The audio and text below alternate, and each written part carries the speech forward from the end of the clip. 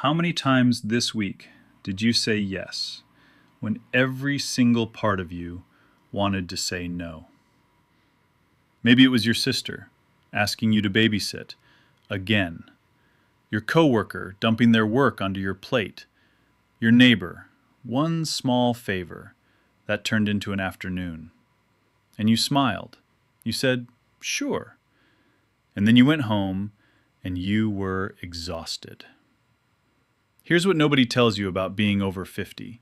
You have earned the right, the absolute right, to stop being nice to everyone all the time. And today, I'm going to show you exactly how. My name is your name, and for years I've been studying and living what it actually means to thrive in your 50s, 60s, and beyond.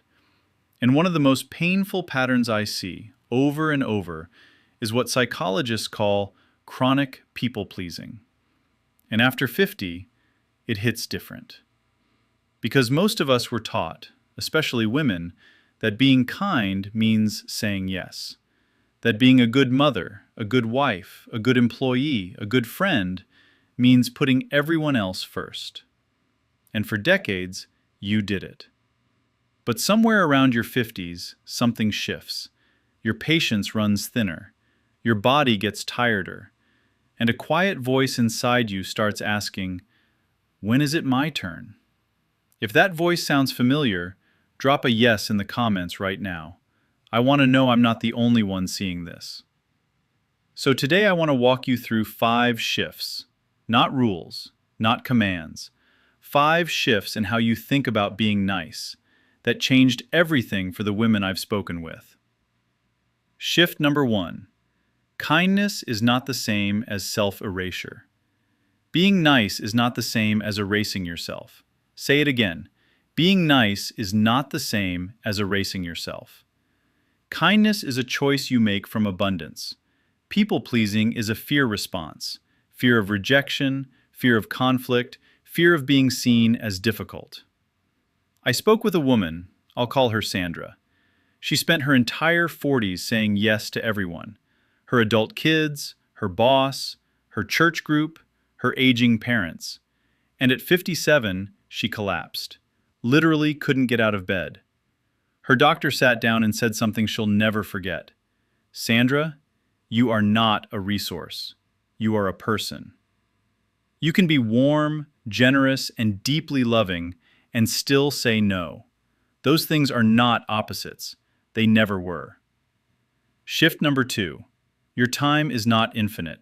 And that's not scary. That's freeing.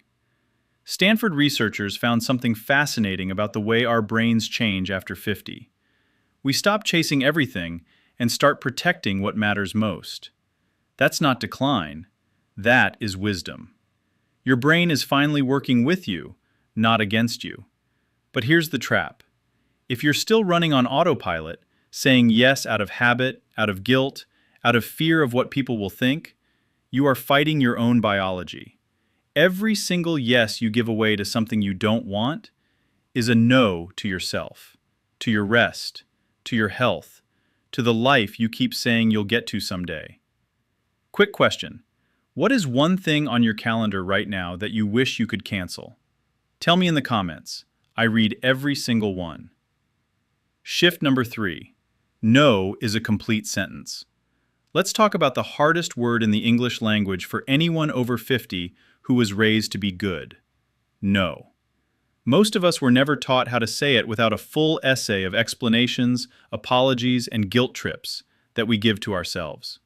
So let me give you 3 scripts you can use starting today. Script 1. The soft no.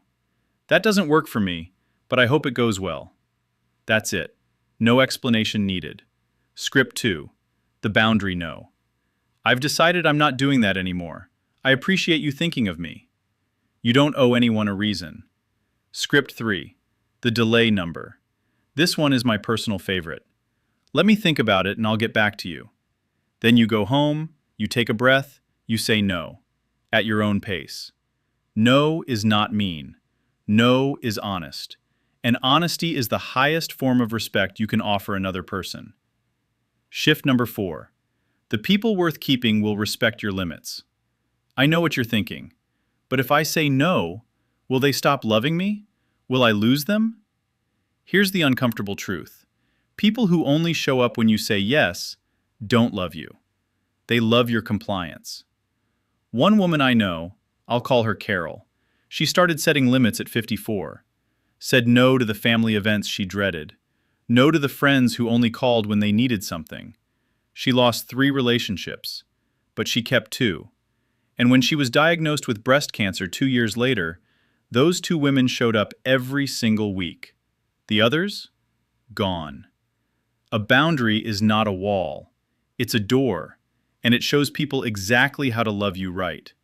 The right people will walk through. Shift number 5. Putting yourself first is not selfish. It is survival. You've heard it on every airplane you've ever been on. Put your own oxygen mask on first before helping others. And yet, how many of us are walking around half suffocated trying to give air to everyone else?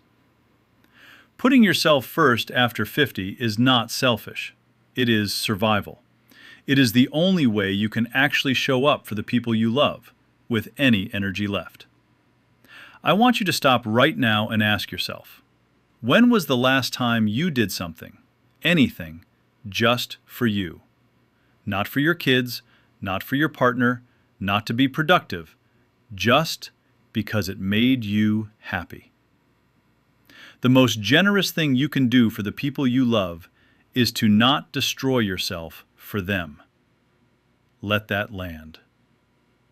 So let's bring this home. After 50, you are not obligated to keep being everything to everyone. You are allowed to say no. You are allowed to rest. You are allowed to take up space. You are allowed to stop shrinking yourself to make other people comfortable. The 5 shifts. Kindness is not self-erasure. Your time is not infinite. Protect it. No is a complete sentence. The right people will respect your limits. And putting yourself first is not selfish. It is survival. Which of these 5 hit you the hardest? Drop it in the comments below. I'll be reading every single response this week. And if this felt like something a friend needed to hear, share it with them. Because sometimes the kindest thing we can do is remind someone that they matter too. I'll see you in the next one. Take care of yourself. You've earned it.